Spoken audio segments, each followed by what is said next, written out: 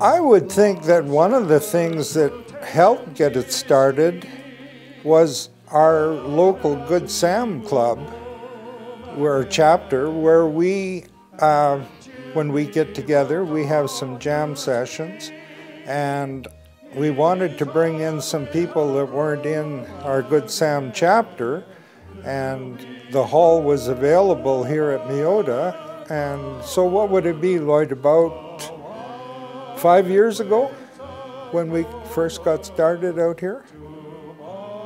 And it's been going strong ever since. And we keep adding more people, and people that are better musicians than some of us. So, and when you play with somebody better, it brings you along too.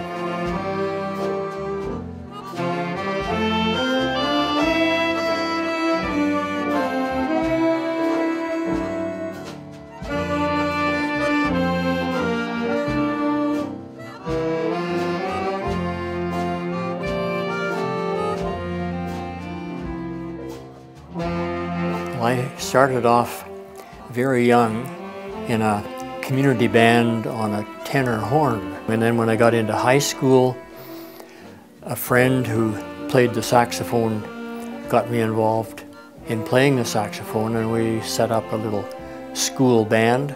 We started getting fairly good, and then we had an opportunity to play for a school dance. And one of the chaperones was the town councillor. And he came and offered us the town hall. And we developed into a dance band and played grade 10, grade 11, and grade 12. I think we got $7 each a day, which was big money in those days.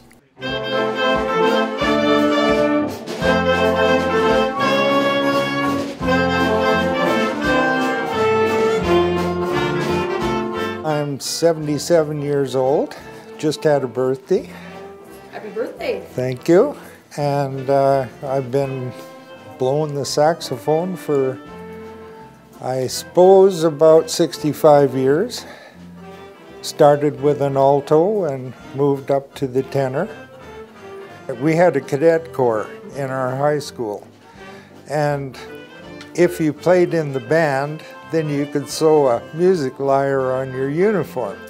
So we all played something in the band.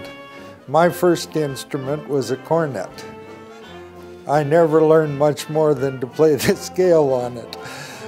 And after that, I moved to an alto saxophone. For 50-some years, I played by ear. And somebody said, maybe you should learn to read music. So about 10 years ago, I started to learn to read music. It was tough. I still have trouble with it.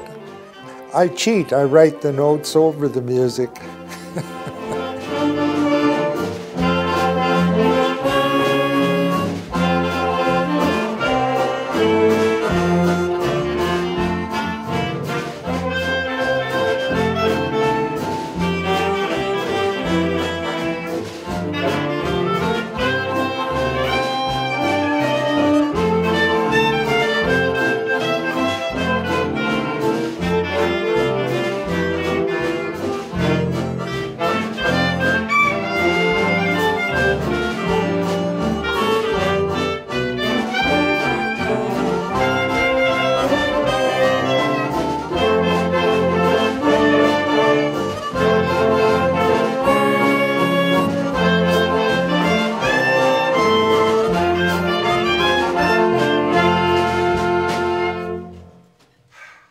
we have a director of music, which is Garnet, that fellow that played that very professional clarinet.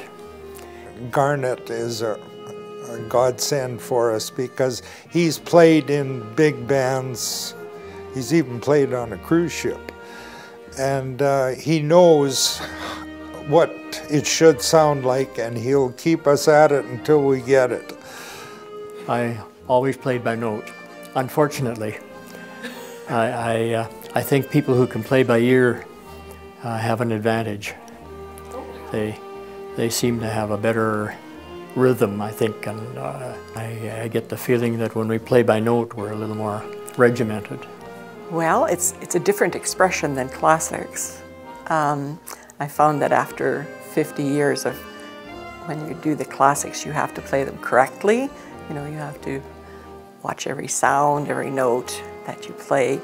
And with a group like this, everyone makes mistakes, so it doesn't really matter if I make a mistake once in a while or not. It's really quite good. I enjoy that.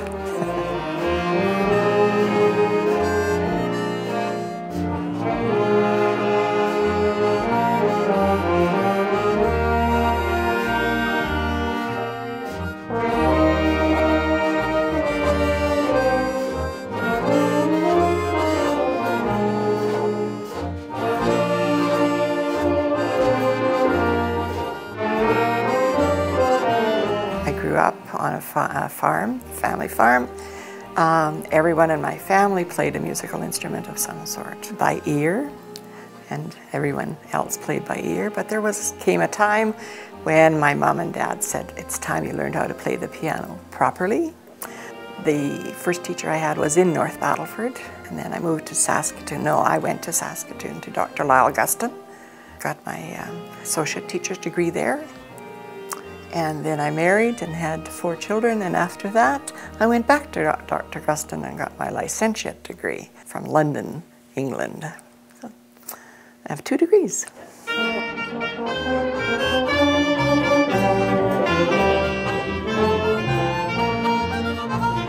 Just because you think you're so pretty, just because you think you're so hot, just because you think you got something that nobody else has got. You cause me to spend all my money.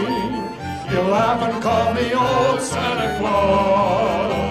I'm telling you, honey, I'm through with you because, just because. In 2009, the Battlefords Kiwanis Music Festival Association honored me for my 55 years of putting students in the festival, and that was the start of several awards.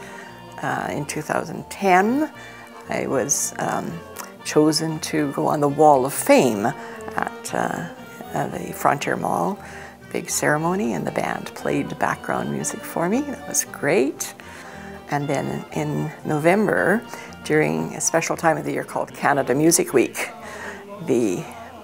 my colleagues in the Registered Music Teachers Association honored me for my then 56 years of teaching. So it's humbling. You don't realize when you're working, your life is helping other people. You just do it because you love it. That's it. But I'm telling you, honey, I'm through with you because, just because.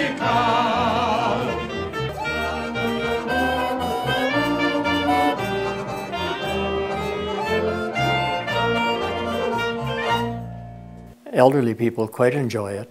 For example, we're playing at a nursing home and we played the West and SNU. During the break, I was going to the back to get a coffee, and here was a lady sitting, tears running down her face. So I said to her, "Did you recognize that number?" And she said, "Did I recognize that number? That was our number." And then she started to cry some more. So playing the old songs bring back memories for the older people.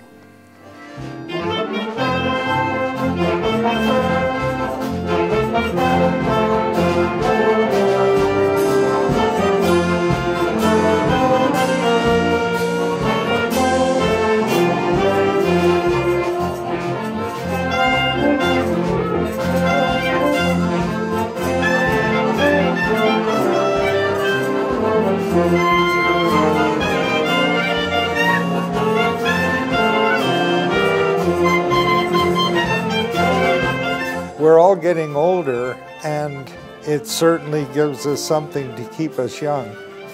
We thrive to get out here every Tuesday, even when it snows. And I don't know, we try and try to reach some of the big band sounds. And it's coming, but it'll take a while yet. Especially when you have to start to read the music.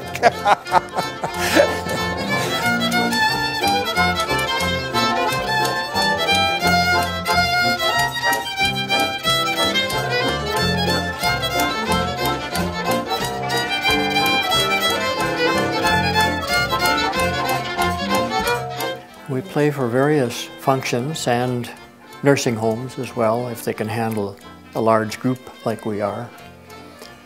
We're practicing for a Taste of Culture, which is sponsored by the Immigration Resource Center and the Chamber of Commerce, and that's in the Western Development Museum. And then you heard us playing Those Were the Days. Well, that's for a program that we've been invited to play for called Those Are the Days at the Western Development Museum. Thanks to our wives, the coffee break gets to be a big part of our 2 hours out here. We like to have visitors come too and just sit in and listen to us. As you noticed today, there was a fair number of people here on the sideline. Everybody knows where to go and they know when to come, so not very often we don't have people that don't show up. It's time to reminisce and have some fun. And it's a good mixture. We need a trumpet player right now. That's one thing we have missing.